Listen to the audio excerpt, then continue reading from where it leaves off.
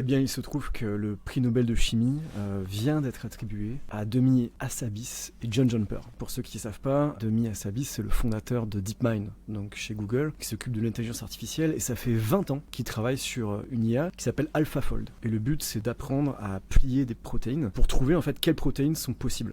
Les protéines, c'est un peu les briques de la vie sur Terre, et donc en apprenant à plier des protéines de façon plausible, on peut découvrir des protéines qui n'existent même pas dans la nature. On peut découvrir des médicaments, des tas de choses qui peuvent nous aider. On peut par exemple trouver une protéine qui va spécifiquement targeter le diabète par exemple, ou qui peut réagir spécifiquement, je sais pas, à telle molécule ou telle molécule pour la capturer ou pour l'enlever du système. Enfin, c'est vraiment fascinant ce qu'on peut faire avec. Donc, ce qui est intéressant, c'est de voir que ce prix Nobel de chimie, il n'est pas allé à des chimistes, il est allé à des ingénieurs en informatique, donc des gens qui ont conçu des programmes et des algorithmes. Et ça montre bien pour moi que l'IA, c'est ce qu'on appelle une general purpose technology, donc une technologie qui a un propos global, qui touche à tout en fait. C'est comme l'électricité. Quand l'électricité arrive, ça change absolument toutes les industries, tous les domaines, et il n'y a rien qui n'est pas impacté par l'électricité, que ce soit le transport, la santé, la guerre, enfin tout est affecté par une technologie globale comme ça. Et donc l'IA, on voit bien qu'elle arrive, et les gens qui font l'IA maintenant chopent des prix Nobel de chimie, donc en dehors de leur domaine. Et c'est quelque chose d'assez fascinant.